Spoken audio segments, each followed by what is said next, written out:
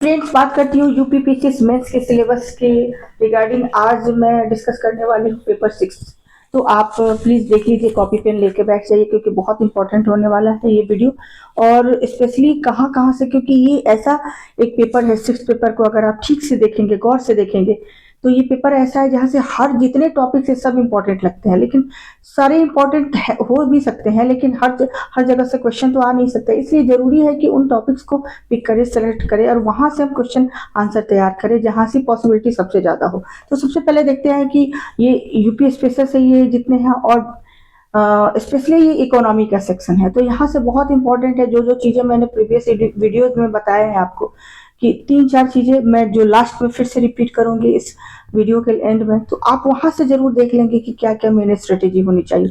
बाकी चीजें थोड़ी बहुत इधर उधर करनी होगी, लेकिन 4-5 चीजें मैं ऐसी बताऊंगी जो आपको यूपी स्पेशल का जो पेपर है उसके लिए आपको हमेशा तैयार करके रखना है। वो एक बार आपने तैयार किया तो क्वेश्चन में कितना भी फेरबदल हो, कुछ भी टॉपिक इधर उधर हो, आप उसको आराम से कर लेंगे। ठीक है, तो सबसे पहले बात करते हैं overview of the economy of UP. ये टॉपिक है, main features of the economy and state budget. तो मैंने आपको शुरू में ही बताया था 2 दिन पहले की वीडियो में कि सबसे पहले तो आप वहाँ का बजट देख लेंगे, और बजट देखने के साथ ही सबसे ज्यादा जरूरी जो है वो है वहाँ का इकोनॉमिक सर्वे देखना। लेटेस्ट जो इकोनॉमिक सर्वे है, ठीक है, वो जरूर देख लेंगे।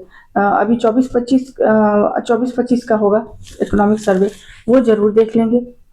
तो वो देखने के बाद और कोशिश करेंगे कि बजट को उसके साथ ही करें, दोनों को साथ लेके चले, क्योंकि कुछ चीजें आपको जो परफॉर्मेंस होता है, वो परफॉर्मेंस इंडेक्स जो होता है वो आपको इकोनॉमिक सर्वे में पता चलेगा। और बजट जो कितना एलोकेशन किया गया है, कहाँ पे फोकस किया गया है, कहाँ पे कौन कौन से ऐसे एरिया है जो टारगेट किए गए हैं, और टारगेट किए गए हैं वैसे एरिया। देखिए, बजट जब भी आप देखें तो 2-3 चीजों का ध्यान रखें।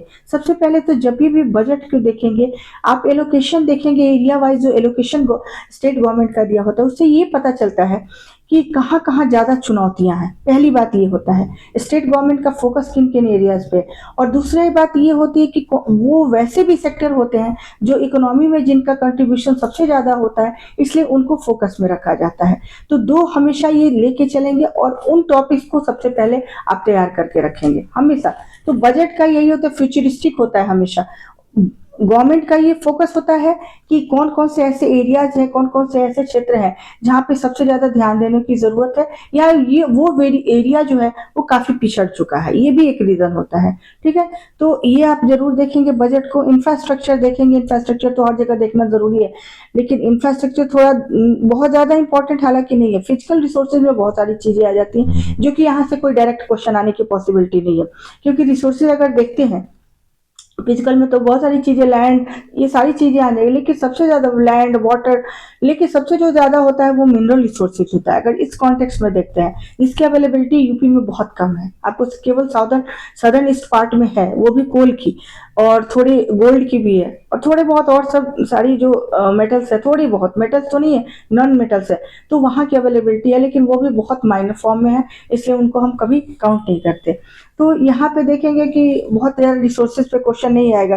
ट्रेड, कॉमर्स, इंडस्ट्री से क्वेश्चन जो ओल्ड इंडस्ट्री है, खासकर आप शुगर केन इंडस्ट्री के लिए लेते हैं, एग्रीकल्चर के लिए ले लेते हैं, ये सारी इंडस्ट्री पे वहां से क्वेश्चन एग्रीकल्चर से बहुत इंपॉर्टेंट है। यूपी बहुत ही ज्यादा इंपॉर्टेंट है।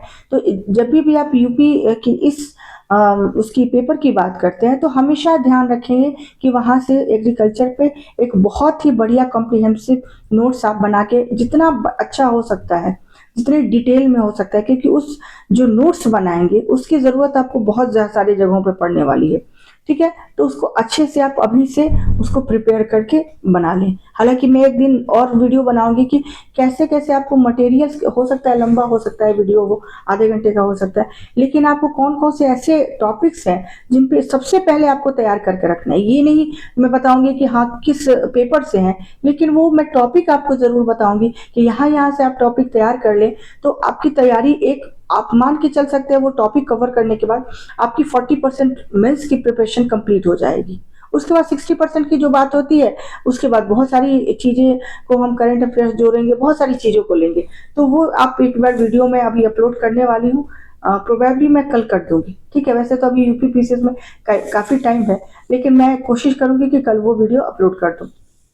ठीक है, अब आते हैं अगेन। तो अगर हाँ, ओवरव्यू ऑफ इकोनॉमिक जो टॉपिक है ये अच्छे से कर लेंगे। इसमें बजट सबसे पहले, और उसके बाद जो इकोनॉमिक सर्वे है यही आता है, मेन तो यही आएगा। यहाँ से किसी भी तरह के क्वेश्चन पूछे जाएंगे तो आप आराम से उसका आंसर कर देंगे। बस आपको ध्यान फोकस्ड होके करना है कि क्या क्या पूछा जा सकता है, और इसके लिए सबसे अच्छा तरीका है आप प्रीवियस ईयर के क्वेश्चन पे जाए। क्वेश्चन बैंक हमेशा अपने टेबल पे रखें, और वो जब देखेंगे तो आपको पता चल जाएगा कि अच्छा क्वेश्चन कितने तरीके से बनाया जा सकते हैं। इससे ये भी प्रीवियस ईयर का फायदा ये है कि आपको क्वेश्चन हमेशा ट्रेंड पता चलता है, क्वेश्चन का ट्रेंड कैसा पूछा जाता है, और दूसरे ये भी पता चलता है कि क्वेश्चन को कोई अगर overview of economy of UP आपको इसमें बहुत कुछ नहीं पता चल रहा है, बहुत डिटेल में कुछ नहीं, लेकिन आपको क्वेश्चन देखने के बाद प्रीवियस ईयर का पता चलेगा कि क्वेश्चन को कैसे पूछा जा सकता है। इसलिए हमेशा ध्यान रखें, फोकस रखें कि हमेशा यूपीपीसीएस का कोई भी एग्जाम हो उसके दो चीज पे हमेशा अपनी हमेशा नजर बनाए रखें, पकड़ रखें हमेशा। एक तो सबसे पहले उसके प्रीवियस ईयर क्वेश्चन को, क्वेश्चन बैंक को, ठीक है, चाहे वो पीटी हो या मेंस। दूसरी बात उसके कॉन्सेप्ट को जो इम्पोर्टेंट है, और उसके बाद राइटिंग की, अगर मेंस की बात करते हैं तो राइटिंग की, ठीक है। अब बात करती हूँ यूपी गवर्नमेंट के जो स्कीम्स है। अगेन मैंने 2-3 वीडियो में मैंने इसको डिस्कस किया है कि जितने स्कीम्स है वो बहुत ज़्यादा इम्पोर्टेंट है। मैं एक्चुअली अभी ये डिस्कस करने के चक्कर में मैं ये नहीं कर पा रही हूँ कि जितने स्कीम्स हैं मैं इम्पोर्टेंट स्कीम्स को आपको एक दिन मैं आपको लिस्ट बना के आपको बोर्ड पे आपको एक दिन अपलोड कर दूंगी, वो सबसे ज़्यादा इम्पोर्टेंट है। या फिर मैं थोड़े थोड़े 2-2 लाइन करके बोलती जाऊंगी, आप डिस्कस करती जाऊंगी, आप उसे नोट कर लेंगे। लेकिन अगेन ये बहुत ज़्यादा इम्पोर्टेंट है, बिना स्कीम्स के, प्रोग्राम्स के आप कोई भी मेंस की जो आंसर राइटिंग है वो कंप्लीट नहीं है। तो इसको मैं टॉप पे रखूंगी, यूपी गवर्नमेंट के जो स्कीम्स है। सबसे पहले इसको projects and plan economic for the welfare of people, वही बातें हैं जो भी आपकी। अब प्लान इकोनॉमी जो बात होती है, प्लानिंग किस लिए की जाती है, मेन तो प्लानिंग का इंडिया में पर्पस यही था, प्लानिंग कमीशन का भी पर्पस एस्टैब्लिश करने का यही था कि जितने हमारे रिसोर्सेज है उनके आधार पे उनको एनालिसिस, उनको कैलकुलेट करके और अपनी जो हमारी डेवलपमेंटल गोल्स हैं उनको अचीव करना, ठीक है।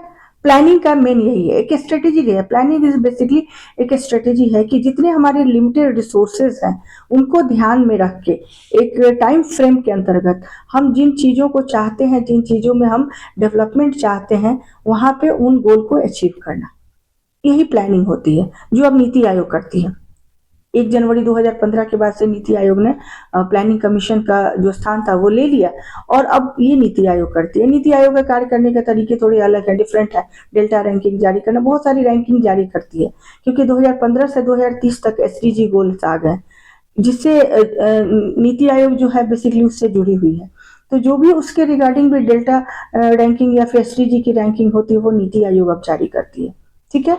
और जो आपको पॉवर्टी के भी जो डेटा होता है, अनएम्प्लॉयमेंट के भी डेटा होते हैं, कुछ नीति आयोग ही बेसिकली जारी करती है, और वो एनएसएस से डेटा लेके जारी करती है। ये मैंने काफी वीडियो में मैं बार बार कई चीजें बताती रहती हूँ ताकि आपको सुनते सुनते वो आदत हो जाए, आपको याद हो जाए, इसलिए मेरे बताने का पर्पस यही होता है। तो आप अगेन वो देख लेंगे human resources and skill development, वो भी जितने तरह के स्कीम्स है उसी में आ जाएगा। ह्यूमन रिसोर्सेज के लिए जो स्कीम्स लॉन्च किए गए हैं, एजुकेशन के लिए किए गए हैं, स्किल डेवलपमेंट के लिए किए गए हैं, आईटी के डेवलपमेंट के लिए किए गए, ये सारे उसी में स्कीम्स में आपको आ जाएंगे। अब आते हैं इन्वेस्टमेंट इन यूपी। इससे क्वेश्चन बहुत ज्यादा पूछने की पॉसिबिलिटी नहीं है, public finance and physical policy, ठीक है। इस पे मैं एक दिन डिस्कस कर दूंगी, वैसे बहुत ज्यादा इंपॉर्टेंट तो नहीं है टैक्स रिफॉर्म से क्वेश्चन पूछने की। हाँ, 1 डिस्ट्रिक्ट 1 प्रोडक्ट से क्वेश्चन पूछा जाता सकता है, क्योंकि इस पे आपको देखेंगे जीआई टैग भी मिलता है, वहां से भी इस क्वेश्चन को वैसे कोरिलेट करके पूछा जा सकता है। तो 1 डिस्ट्रिक्ट 1 प्रोडक्ट का आप एक बार लिस्ट यूपी की देख लेंगे, ठीक है, कहाँ पे कौन सा प्रोडक्ट किस जगह के से है, कहाँ से फेमस है, वो किस जगह की है, ठीक है, ये देख लेंगे। अब आते हैं नेक्स्ट जो कि बहुत बहुत इंपॉर्टेंट है, बहुत ही इंपॉर्टेंट है, planning and management of renewable and non renewable energy, ठीक है, रिसोर्सेज इन यूपी। तो रिन्यूएबल एनर्जी की अगर बात करती है तो बहुत ज़्यादा, तो नॉन रिन्यूएबल तो बहुत ज़्यादा नहीं है, पेट्रोलियम नहीं है, कोल की बहुत कम अवेलेबिलिटी है, तो उसकी तो नहीं है। लेकिन नॉन अगर रिन्यूएबल की बात करते हैं, जिनको हम फिर हमेशा यूज कर सकते हैं, उसमें तो अवेलेबिलिटी है। जैसे सनलाइट की अगर देखते हैं तो सनलाइट की अगर 200 एवरेज यहाँ पे जो अवेलेबिलिटी है सनलाइट की यूपी में, वो 200 दिनों की है। Out of 365 days. तो ये अच्छी अवेलेबिलिटी है, जिसके कारण सोलर पैनल से लगा के सोलर एनर्जी से लिया जा सकता है, सोलर एनर्जी। उसके बाद वाटर की अवेलेबिलिटी बहुत ही अच्छी है, क्योंकि आपको पता है कि ये जो मध्य गंगा क्षेत्र है उसमें यूपी का पूरा क्षेत्र आता है, और यूपी में नदियों का एक बहुत बड़ा नेटवर्क है, शायद अगर देखते हैं इंडिया के सबसे बड़े भाग में, और फर्टाइल लैंड भी है। तो वो देखेंगे रिसोर्सेज में, तो वो भी आ जाएंगे, अगर देखते हैं सॉइल भी रिसोर्सेज में आ जाएगा। तो आप देखेंगे कि नदियों का एक बार आप जरूर हालांकि ड्रेनेज सिस्टम पढ़ना होगा, वो तो दिया रहेगा, हर जगह पढ़ना होता है। तो नदियों का एक बार आप पूरा देख लेंगे कि कितनी नदियां हैं। बेसिकली दो ही नदियां और उनकी ट्रिब्यूटरी है, गंगा है और यमुना है। इनकी दोनों ही ट्रिब्यूटरी है, और इलाहाबाद में चूंकि गंगा यमुना से मिलकर फिर मर्ज हो जाती हैं। तो ये दोनों तरफ के राइट और लेफ्ट की जितनी ट्रिब्यूटरीज हैं गंगा की और यमुना की, इनका एक बार आप अच्छे से ड्रॉ कर लेंगे, ठीक है, डायग्राम ड्रॉ कर लेंगे खुद से, क्योंकि जैसे क्लाइमेट से यहाँ पे या फिर रिसोर्सेज से वाटर रिसोर्स की बात जैसे आप करेंगे, आपको वो डायग्राम आपको शो करना पड़ेगा। ठीक है, अब नेक्स्ट वीडियो में मैं दूसरा अपलोड करने जा रही हूँ, तब तक के लिए थैंक यू।